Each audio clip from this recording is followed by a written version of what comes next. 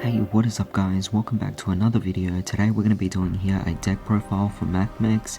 This is the first time I'm actually going to be debuting this particular deck on the channel. It is quite a difficult deck to actually build for the fact that a lot of the cards are just really expensive, or at least hard to get because they only came in one set, and that would be Mystic Fighters. You might have one or two cards coming from future sets as well supporting the deck.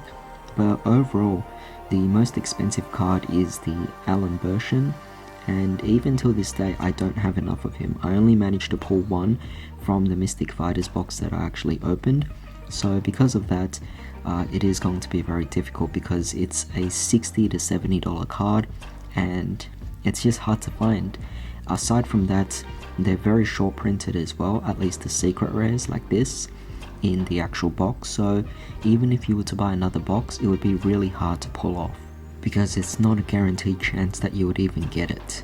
For example, my friend Liam actually bought 2 boxes of Mystic Fighters and he pulled 0 copies of this. I was lucky to pull this in the 1 box that I bought. So with that being said, this deck does seem to be quite a bit of a challenge in terms of obtaining the cards you need, because even if you wanted to get this card and buy it as singles of someone else, it's very unlikely that you will be able to find one because of how short printed this particular card is. So with that being said, I had to proxy a few cards, but I am proud to show this particular build to you guys. I do think that this deck has a bit of interesting fun aspects to it, so with that being said, let's just go over this deck and see what we have. Now before I start off, I would like to remind you guys to drop a like, share, comment and subscribe if you enjoyed this video, and definitely hit the bell notification as well, it really does help. So to begin with monsters, we're going to be playing here 3 copies of Addition. Addition is basically a free special summon, and all you can do is really just target one of your own monsters and it gains 1000 attack, which is definitely fantastic of course. Next, we're also playing here 3 copies of Subtraction, where you could do exactly the same thing as Addition by targeting a monster as well, but instead of gaining, it loses the 1000 attack. So you could see it kind of follows through to their actual naming, Addition giving the actual attack, Subtraction taking it away. But you could target either your own monsters or your opponent's monsters as well. But it's just really fun that you could actually just special summon these cards out. Now you have to keep in mind that when you do use that effect to summon itself really easily onto the field, you are locked out to only Cyverse monsters for the rest of the turn, so it is definitely quite a small detriment, but your whole extra deck is going to be Cyverse monsters anyway, so it shouldn't be a problem. It just takes away the variety of this deck, where you could potentially play other cards, but instead, since you're locked to only Cyverse monsters, your extra deck can only contain Cyverse monsters, so it is a bit limiting on that particular regard. Moving on, we're going to be playing here 3 copies of Sigma, and I'm also going to be playing 3 copies of Nebula. So these 2 cards are also really nice. With Sigma's effect, if you control no monsters in your extra monster zone, you get to special summon this card from your hand or graveyard for free, but it gets banished when it leaves the field, which is no big deal because it's a tuner monster. Both of them are tuner monsters. You're essentially meant to just go for your synchro summons, but keep in mind you could still just go for XE summons. They're all level 4s anyway in this entire deck, so it works out either way. But yeah, this is essentially a really nice way of also extending. I love the fact that they all can just do special summons. So for Nabla, you could tribute one other Cyverse monster. Actually, you could include itself as well and special summon a Mathmech monster from your deck, any one of them. So it gets you the ability to pretty much choose. It's kind of like a Lone Fire Blossom, to be honest. And if this card is sent to the graveyard, then you could also target a Cyverse monster you control, and it can make 2 attacks on monsters during the battle phase, which is definitely nice. But with that being said, this deck just summons out monsters really easily onto the board, and these 2 cards perform that duty. Of course, we're playing here 2 copies of Multiplication, and we're also playing 2 copies of Division. With Multiplication, you could pretty much target a level 4 Cyverse monster you control and make it a level 8 until the end of this turn. This will allow you to go for a synchro summon of an 8 plus a 4, allowing you to go for your bigger Mathmech Synchro monster, which is a level 12 monster. Definitely fantastic. Definitely a really interesting way of doing things. But the whole multiplication part comes to the part of, if it's sent to the graveyard, you could target one of your Cyverses in your actual extra monster zone, and its attack becomes double the amount, which is very powerful, of course. So that's multiplication. Now, as for division, it's more similar to Nabla's effect, which is kind of interesting, but you could tribute one Cyverse you control and special summon a level 4 Cyverse monster each from your hand and graveyard. So as opposed to Nabla, which is from the deck. But this is still definitely very nice, but enough to only play 2 copies of. So if this card is actually sent to the graveyard, you could also target one face-up monster on the field and its attack is halved. So this is also a great utility in the sense that it divides. And finally, we're playing 2 copies here of Diameter. So this is the card that came out in Return of the Duelist. When this card is normal summoned, you can target a level 4 Cyverse in your graveyard and special summon it. So it doesn't have to be Mathmech, which is definitely fantastic. It can be any Cyverse, and we do have other Cyverse, we'll get to them later, but with that it does add to the diversity of this deck, at least allowing you to play other Cyverse cards that doesn't have to be Mathmech. But it is a tuner monster, as you can see here, so what's amazing is you could essentially just go for more synchro summons with this. Now for a bit of supporting Cyverse monsters, we're playing 3 Balancer Lord, allowing you to additional normal summon for the cost of 1000, definitely worth it. And we're also going to be playing here 2 copies of Parallel Exceed. You only need 2 copies. If you're playing 3 copies, that's a bit excessive, it's a bit pointless anyway. Because the 2 copies here will definitely get the job done, and it's really amazing. It's a level 8 as well, so together with any of the tuner monsters allows you to go for your level 12 synchro. And finally, just a bit of disruptions. We're going to be going for 3 copies of Ash just because it's really good, and it's definitely the one I feel most comfortable playing in this particular format. Onto the spells, we're going to be playing here 2 copies of Equation. You're basically getting a monster reborn of some sort, and you're also giving it 1000 attack. It's just really nice, but because it's a hard once per turn, I'm only playing 2 copies. Playing 3 might clog up the deck a bit too much. We're also going to be playing here 1 copy of the Billion Blade Noyuda. Not the best card, but still something that allows you to just pull off some really fun shenanigans on the board as well. And very interestingly, I just also wanted to throw in 2 copies of Pot of Desires. You're playing a lot of 3-ofs in this deck, so you can afford to actually lose certain cards in the Banish Zone.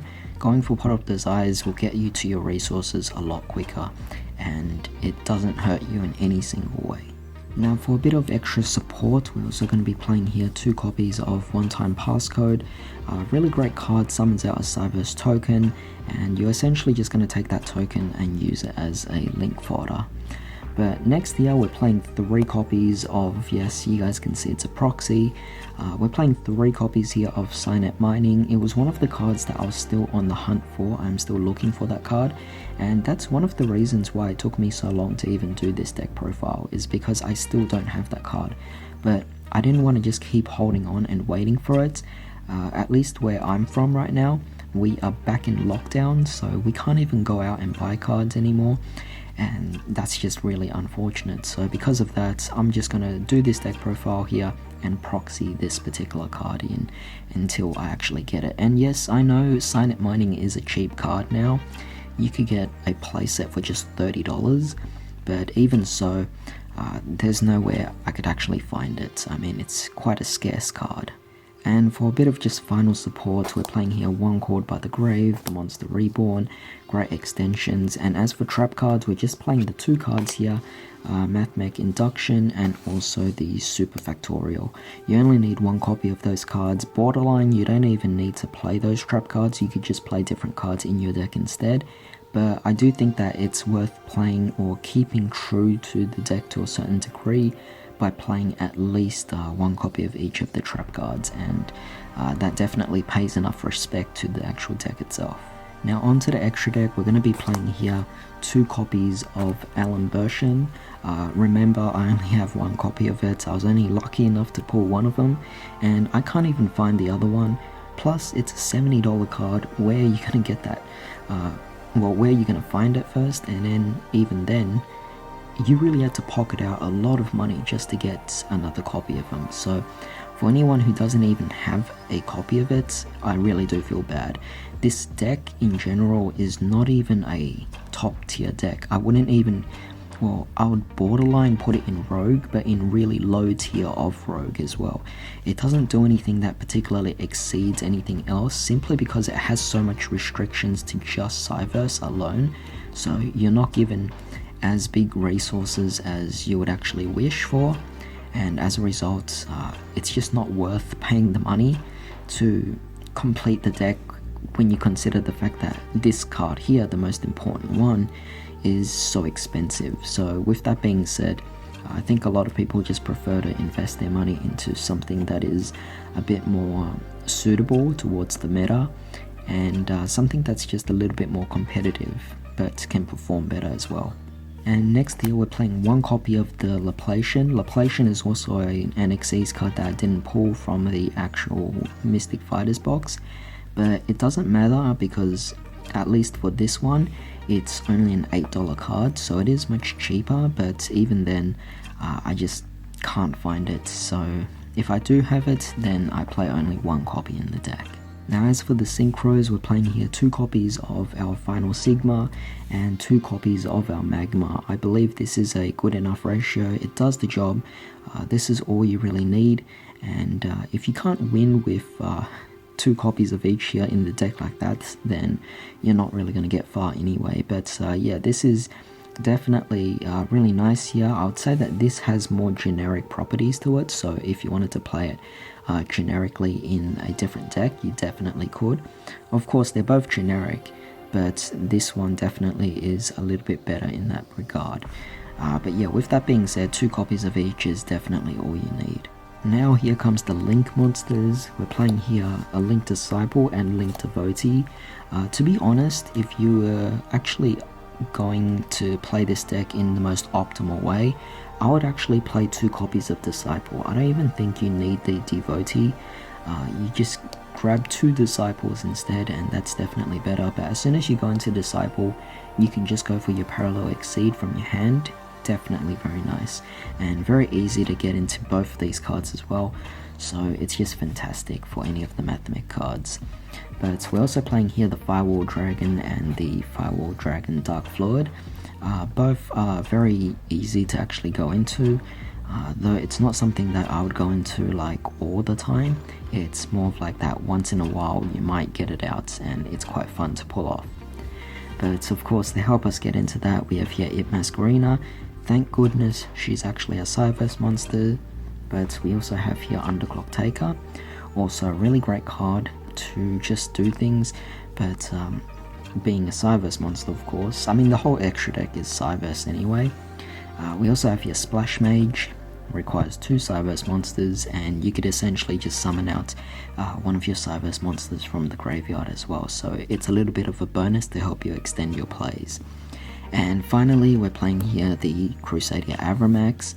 It's just really easy to go into because you have Ip here, you have the Splash Mage and Underclock Taker, and together they could help extend in some sort of way to go into your Avramax. Unfortunately, we can't play any of the Nightmares because they're Fiends, they're not Cyverse, and that's kind of the restriction. You lose so much flexibility on that regard. But at the same time, if you could make the best out of what you have of the Cyverse monsters, I believe you could definitely pull off some really amazing things. However, with that being said, this was essentially it for the whole deck itself, so I do hope you guys enjoy it. With that being said, I will be doing some test hands for this, so definitely look forward to it. This deck can definitely combo off quite well. So thanks for joining me today. I hope you all have a fantastic day. I'll see you all next time.